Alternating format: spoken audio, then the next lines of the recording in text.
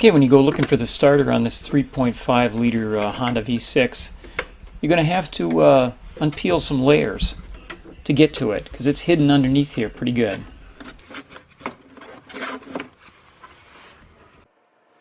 Okay, remove the clamps.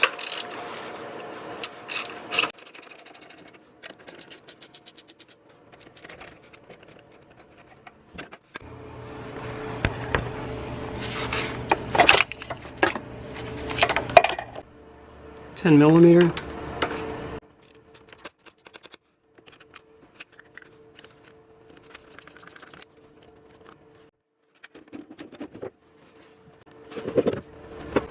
So we took this 10mm out, and then this fuse box, we kind of lifted out of the way.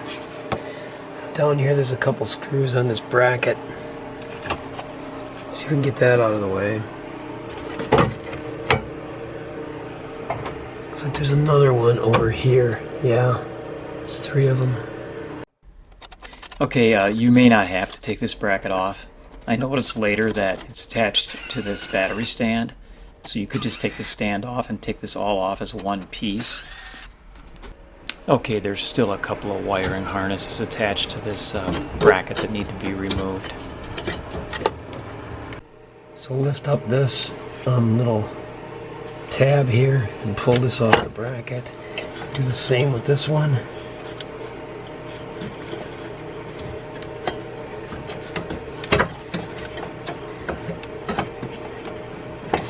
Lift the tab up and pull it out. It's kind of stuck on there.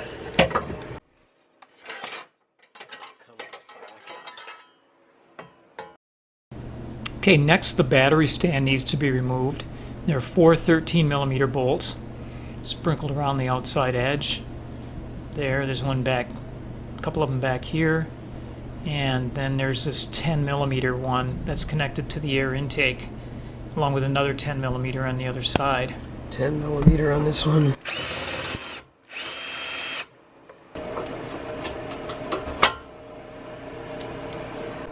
This is 13mm.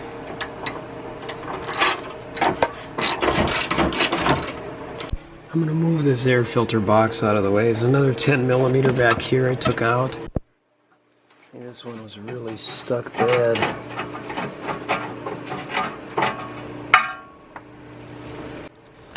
And then there's the remaining one back here.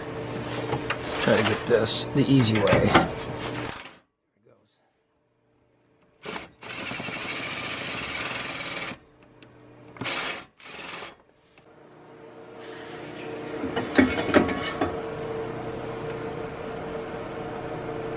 Wow. And now at last, there's the starter.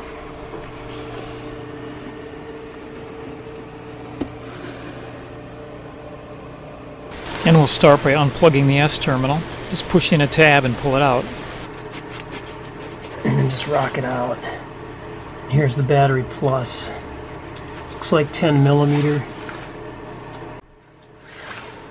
Okay, so this is 12mm. You're better off with a box end wrench in there.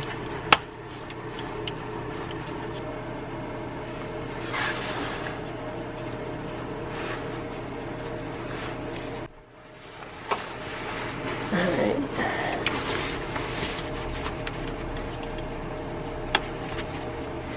So let's pry that up and out of there. It's helpful to pull this radiator, this hose, coolant hose, out of the holder. Give you a little bit more room. You can see in there a little bit now. You can't see the lower bolt, but here's a graphic to show its relative position relative to the starter. The upper 14mm bolt is visible there, just to the right of that plastic hose holder.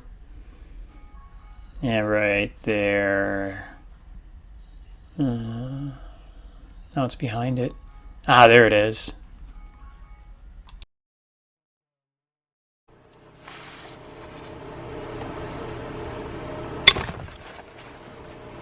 Now on the upper one, we've reached it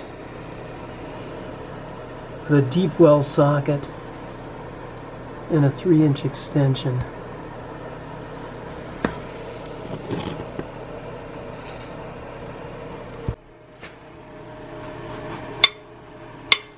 And there it goes. So now we can just finish it up with the ratchets.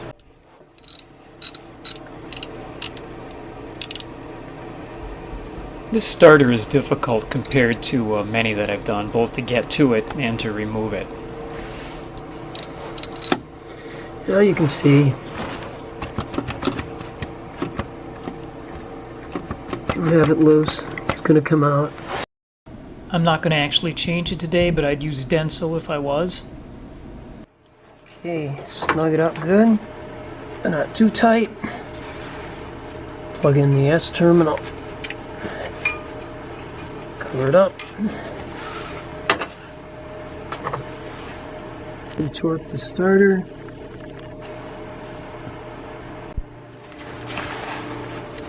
It's 33 foot-pounds.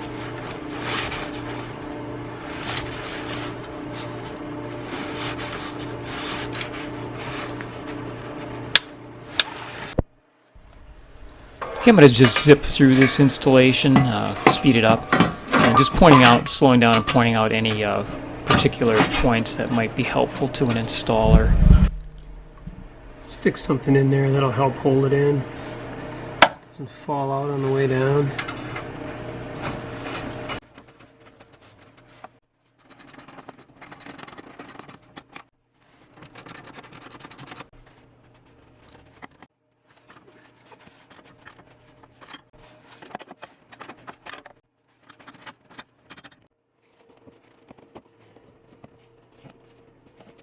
Alright, put your foot in. There.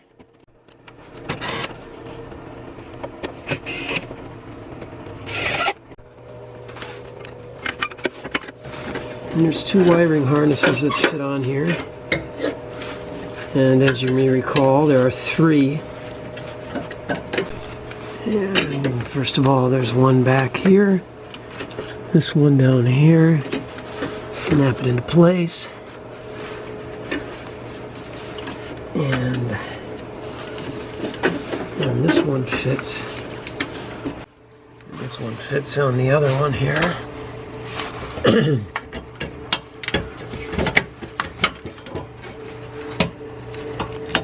And it's quite a wrestling match. There it is.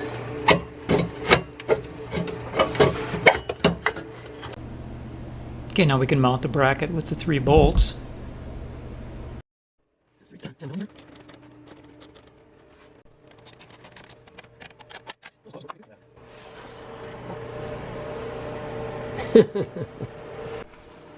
And fuse box, snap into place, and the one screw.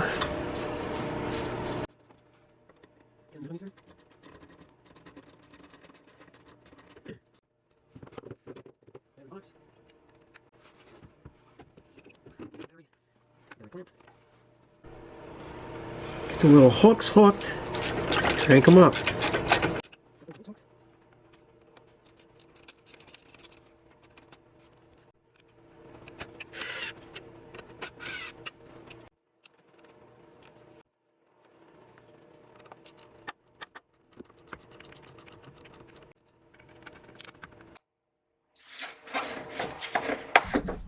Alright, we're wrapping this job up.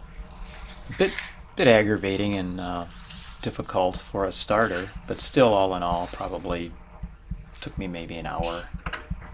I hope this helps you, and thanks for coming along and watching. There'll be more videos, hopefully helpful, coming up, so please subscribe to be notified.